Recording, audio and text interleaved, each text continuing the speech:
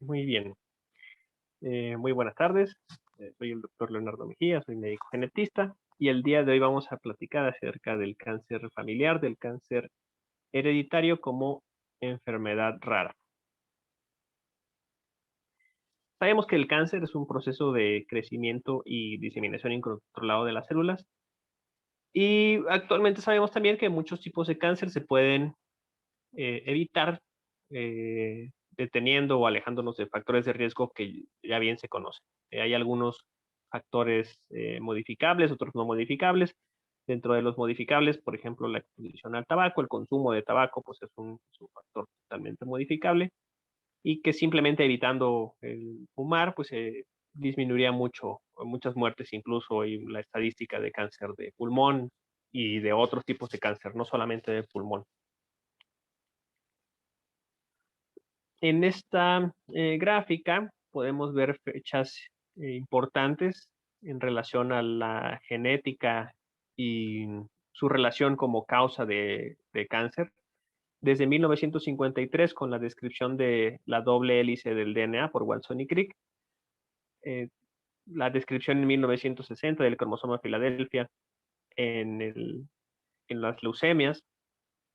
En 1971, Knudson, quien estaba estudiando casos de retinoblastoma, propone su teoría del segundo golpe, donde el primer golpe es nacer con una condición genética y el segundo golpe es adquirir una segunda mutación que ahora sí hace que se manifieste el cáncer o el tumor.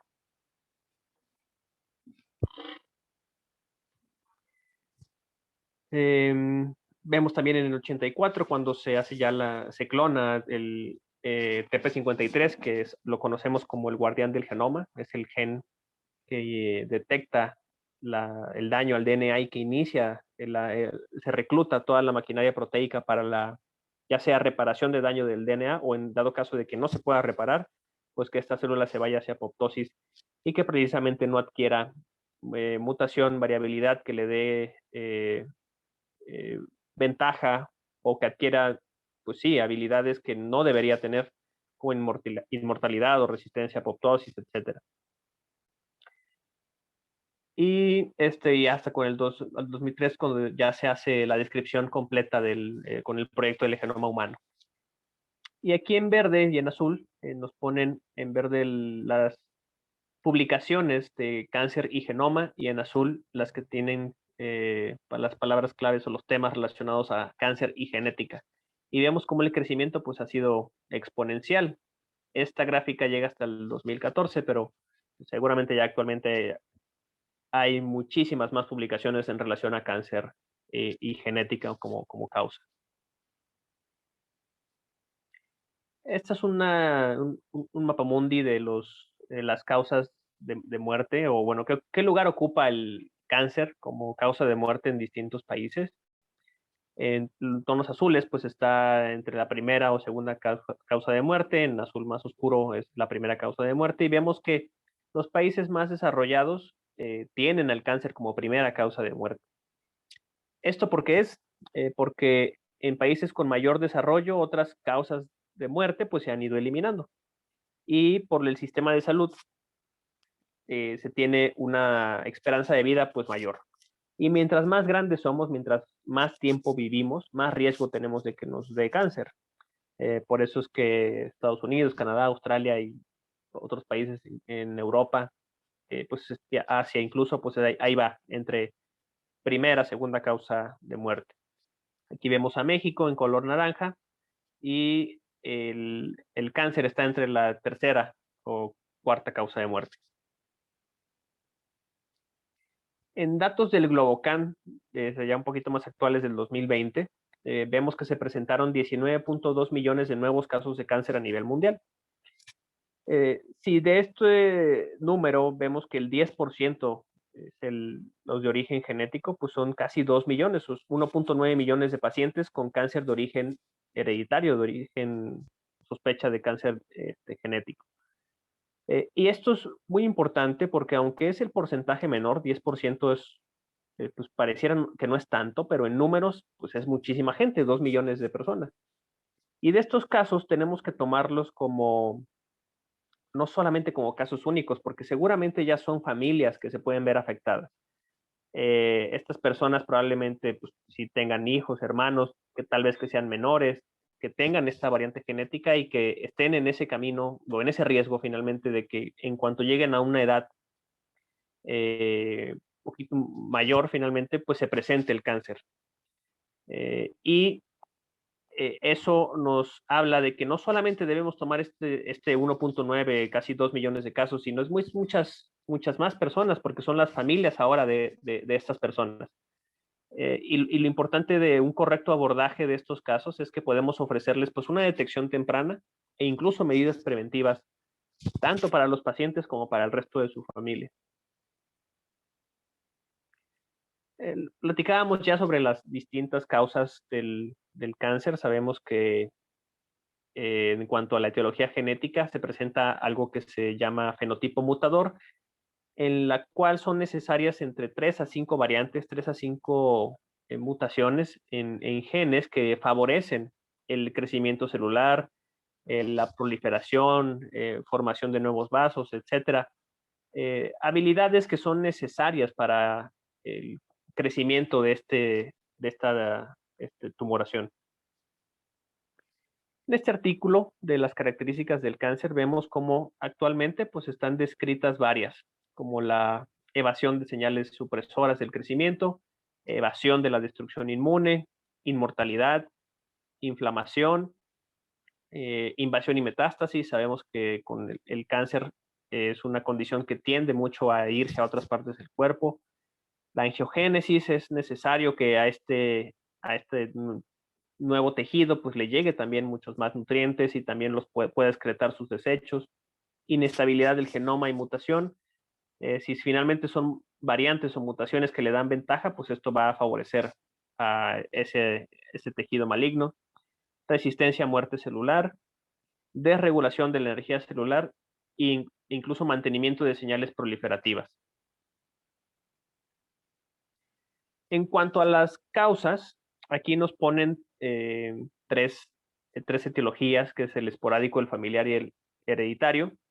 El familiar es el más frecuente, el esporádico es el más frecuente con el 70%. Y aquí vemos si hay aumento de riesgo para otros familiares. No, aquí vemos que el aumento de riesgo pues, va de acuerdo a la población. No hay medidas de prevención específicas que se puedan tomar. No hay como tal variantes genéticas que ameriten su estudio y para nada, o sea, hay algún estudio molecular, un estudio genético específico para estos casos, pues no hay como tal uno. Después nos ponen al familiar, en el cual son los casos en los que así como su nombre lo dice, en una misma familia se están presentando más casos de cáncer de lo esperado por la estadística. Pero tienen la peculiaridad de que no son edades tempranas. Son a las edades que más o menos se esperaría, pero por alguna razón en esa familia se están presentando en un número mayor. Aquí parece ser que sí hay algún factor genético un poquito más fuerte.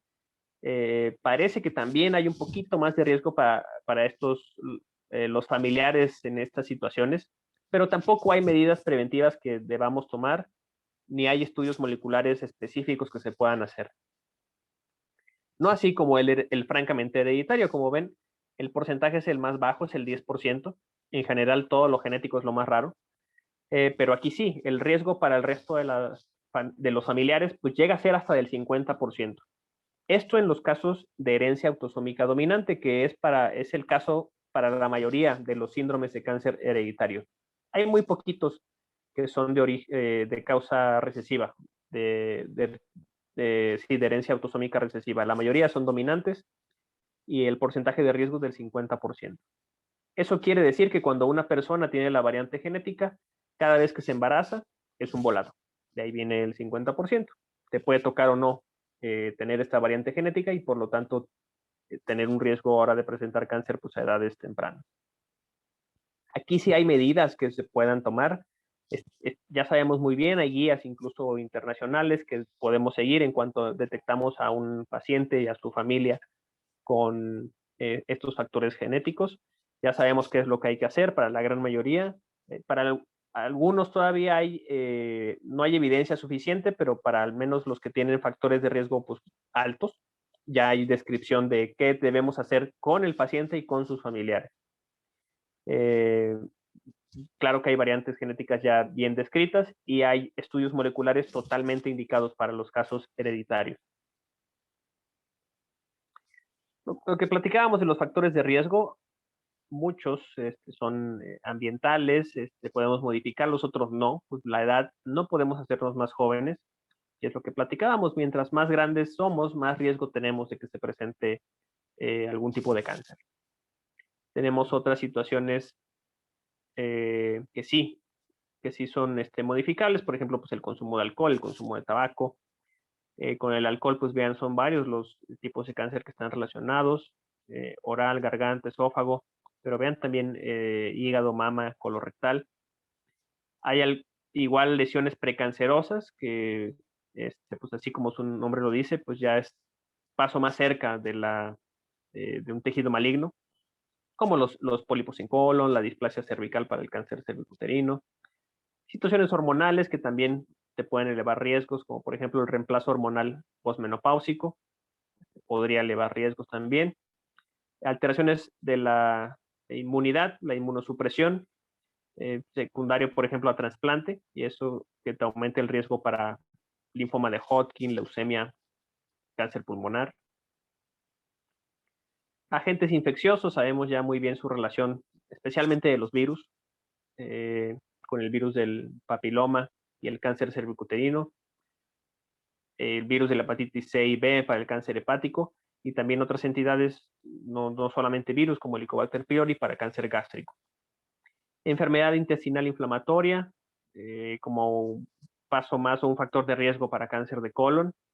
La obesidad es una situación proinflamatoria constante, se están segregando sustancias proinflamatorias que te eleva el riesgo para muchos tipos de cáncer.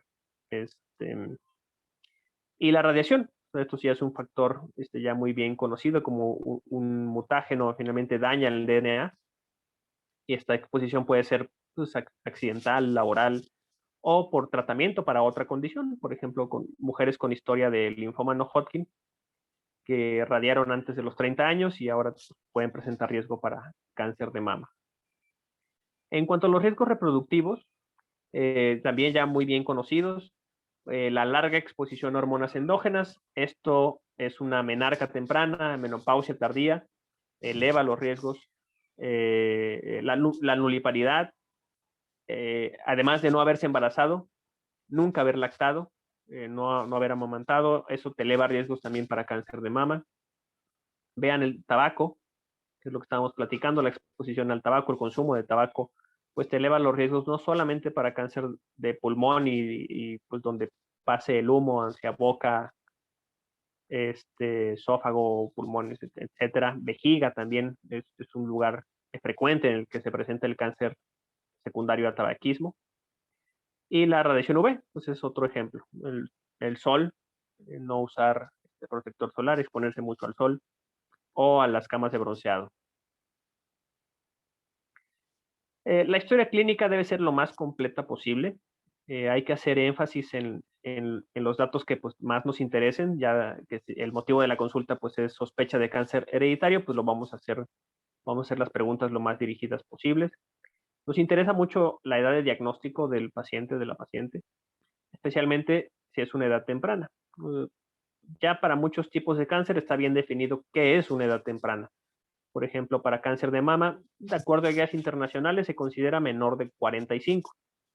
Cáncer de colon, pues igual, a los 40 es muy joven para tener cáncer de colon. El cáncer de colon esperamos que se presente arriba de los 70 años o acercándose a los 70 años. Tener cáncer de colon a los 40 o antes, pues claro que te debe llamar mucho la atención de que se trate de algo genético. El tipo histológico, por ejemplo, para el cáncer de ovario, toda mujer con cáncer de ovario seroso papilar de alto grado debería ir a la consulta de genética. Incluso ya es una indicación para considerar hacer ya el estudio genético, porque hasta en el 30% de las pacientes sin antecedentes obtenemos mutaciones patogénicas en BRCA1 o BRCA2. Tumores bilaterales, tumores en órganos pares, ambas mamas, ambos pulmones, ambos riñones, ambos ovarios. Eso no es raro. Normalmente se presenta el cáncer, por ejemplo, en una mama y listo, se tiene el tratamiento y no se vuelve a presentar el cáncer. Pero cáncer de mama en ambas mamas al mismo tiempo, muy raro. Eso te tiene que llamar mucho la atención para la sospecha de algo hereditario. Más de un solo tipo de cáncer, por ejemplo, cáncer de mama y ovario al mismo tiempo, extremadamente raro. Eso grita que es algo genético. Y pues un correcto abordaje de los pacientes pues incluye una exploración física completa. La realidad es que específicamente para los casos de cáncer hereditario son muy poquitos los síndromes y no hay datos clínicos así francos que podamos evaluar al menos a simple vista o a exploración física o al palparlo. No, o sea, serán situaciones ya, son muy especiales en los cuales pues, sí hay algún dato que te orienta el diagnóstico. En cuanto al árbol genealógico, pues debemos hacerlo al menos de 3 generaciones, incluyendo al paciente o la paciente, sus papás y los abuelos. Pero lo podemos hacer tan grande como sea necesario. La etnia es importante, pues ahí anotarlo.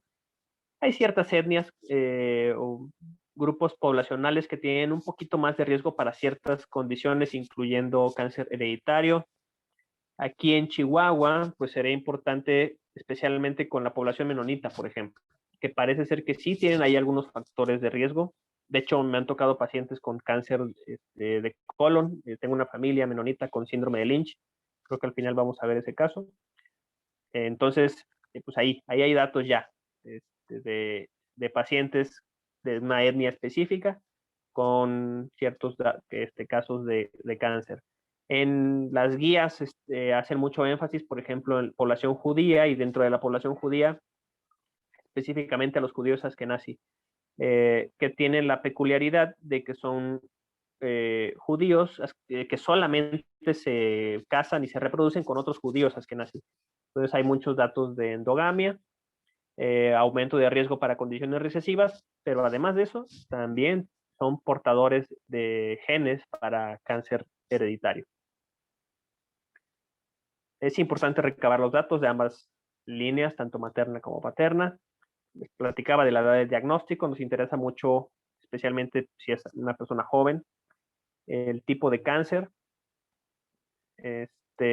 y si alguien más en la familia se ha hecho estudios. O sea, sí me ha tocado, de hecho, por ejemplo, con esta misma familia que les platico de Lynch en los menonitas, pues yo empecé a hacer la historia y les preguntaba si tenían familiares en otras partes del mundo. Ya me dijeron, sí, tenemos familia en Canadá.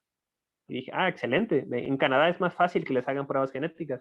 Y sí, de hecho, la tía ya tenía prueba genética.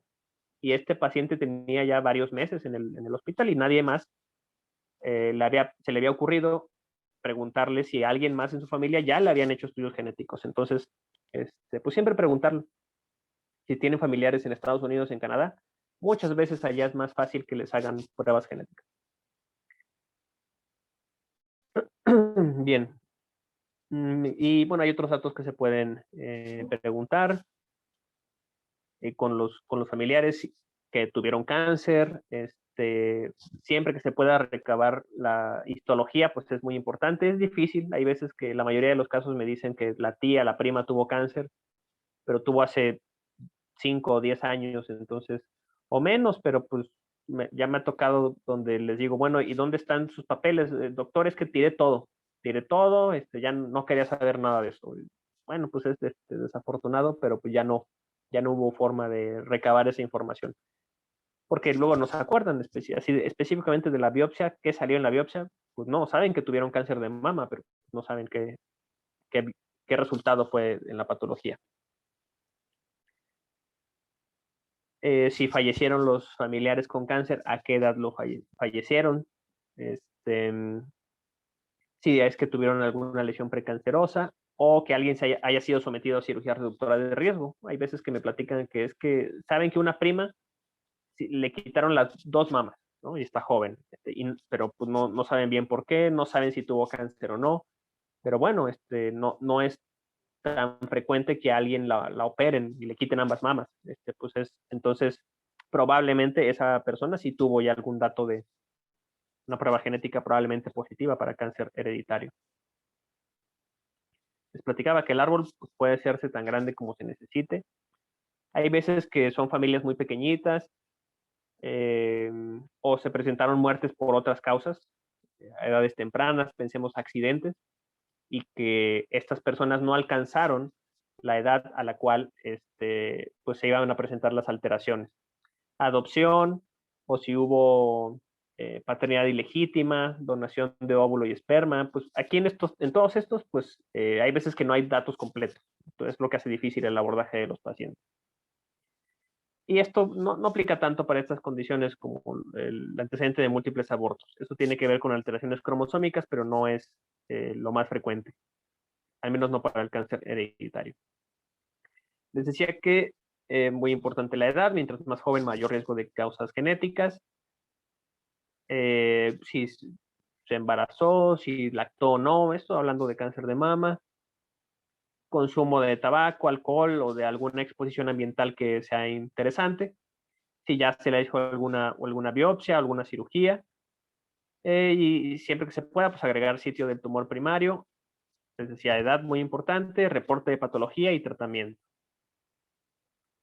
Estos son algunos de los datos clínicos para ciertos síndromes, les digo, no es la mayoría, no es lo más frecuente, pero por ejemplo para el síndrome de Cowden se asocia macrocefalia, entonces pues sería importante ahí medir perímetro cefálico. Las manchas hipercrómicas en Peutz-Jeghers para riesgo de cáncer de colon, nódulos tiroideos en Cowden también, neumotórax en Virchow-2B, hipertensión y ataques de pánico, cuando podría ser una sospecha de algún feocromocitoma o alteraciones endocrinológicas. Pero les digo, no es lo más frecuente. Entonces, ¿cuándo tengo que mandar a un paciente a genética? Pues bueno, cuando la edad de presentación es más temprana de lo esperado por la estadística. Mujer menor de 35 años o 35 años con cáncer de mama, ¿no? Muy joven, muy raro. Paciente de 50 años con cáncer de próstata, igual, muy joven, para presentar el cáncer de próstata. Mismo tipo de cáncer en la misma rama familiar. Puede ser no necesariamente el mismo tipo histológico, pero por ejemplo que ya hubo cáncer de mama y cáncer de ovario en la misma línea familiar, pues eso te eleva los riesgos. O varios tumores malignos conocidos para un síndrome particular en una misma rama familiar. Aquí nos pone el ejemplo de una mujer de 36 años con cáncer de endometrio, un hermano de 38 con cáncer de colon y papá y tía fallecieron jóvenes, vean 45 y 50 años por cáncer de colon. Aquí nos están hablando del síndrome de Lynch, que eleva el riesgo para cáncer de colon, pero el segundo sitio es endometrio. Les platicaba que hay ciertas etnias donde es un poquito más frecuente, ciertos tipos de cáncer, como el Lifra-Umeni en población brasileña, o cáncer de mama y ovario hereditario en población judía askenazí, lo que ahorita estamos platicando. Presentación rara o inusual, hombre con cáncer de mama, extremadamente raro. Todo hombre con cáncer de mama debería ir a la consulta de genética. Y lo que platicábamos del reporte de patología, seroso papilar de alto grado, hay que pensar en origen genético. Múltiples lesiones benignas o múltiples tumores primarios, por ejemplo, múltiples pólipos en colon, pues claro que es una lesión ya precancerosa y a veces te lo pueden reportar como incontables, entonces eso te eleva mucho el riesgo para condiciones genéticas. Pues dismorfias, especialmente, pues por ejemplo, o sea que sí macrocefalia, pero bueno, ya hay datos de cáncer de endometrio, tiroides, mama, para que pensemos en Cowden.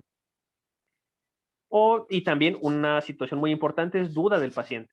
O sea, que es muy razonable. ¿Qué tal que esta persona ya vio que su mamá tuvo cáncer de mama y su tía y su prima y ya se murieron? Y claro que no es mala suerte que en esa familia todo el mundo tenga cáncer de mama, no, para nada.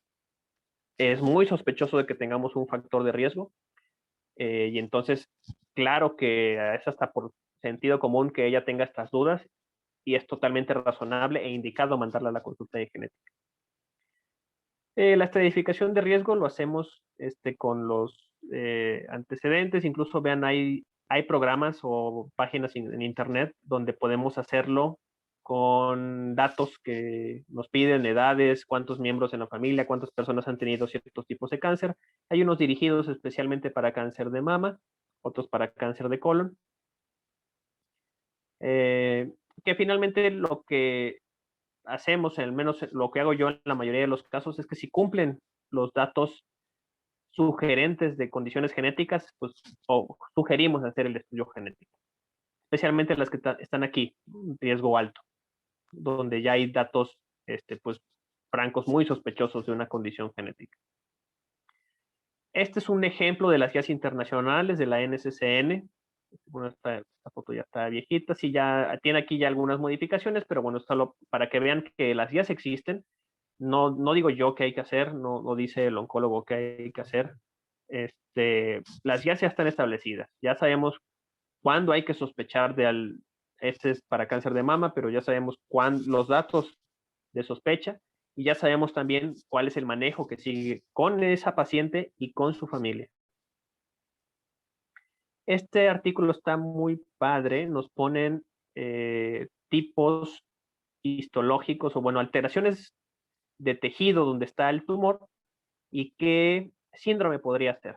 Yo puse nada más estos poquitos, me parece que está dirigido para enfermería, creo, pero está muy padre. Y en el artículo venía una tabla grandísima, no lo puse todo porque venía prácticamente cada tejido del cuerpo, cuándo referir a asesoramiento genético y qué síndrome considerar. Pero está muy interesante este artículo para revisar.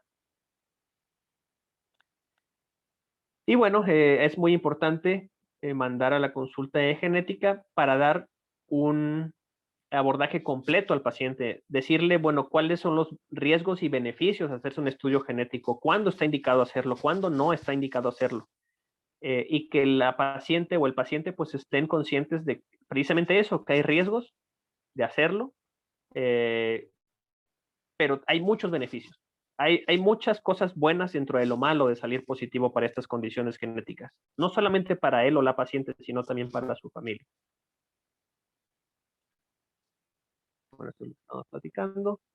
Y igual, este es otro artículo donde nos ponen una guía rápida en relación a los tipos o los síndromes de cáncer hereditario, los genes que están afectados, qué tejidos son los que más se presenta el cáncer.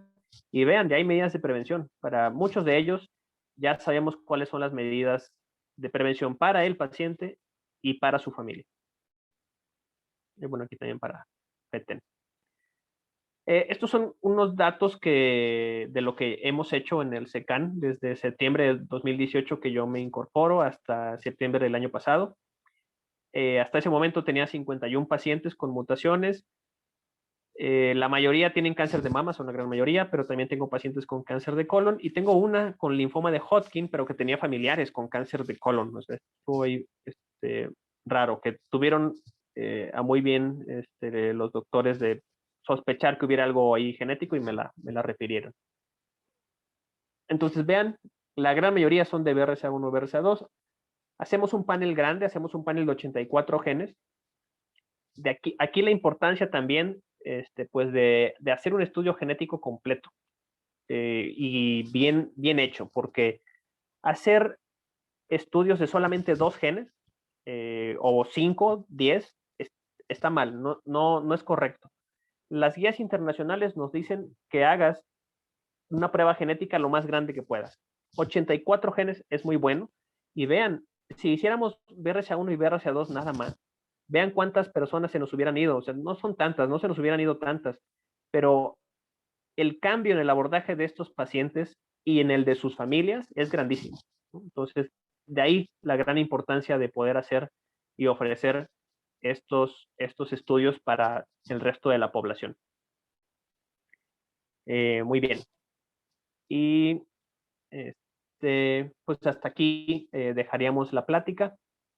Si hay dudas o preguntas, yo creo que ahí el doctor Jorge Ramírez Centeno me las podrá hacer llegar. Pero espero que les haya gustado la plática. Muchas gracias a todos.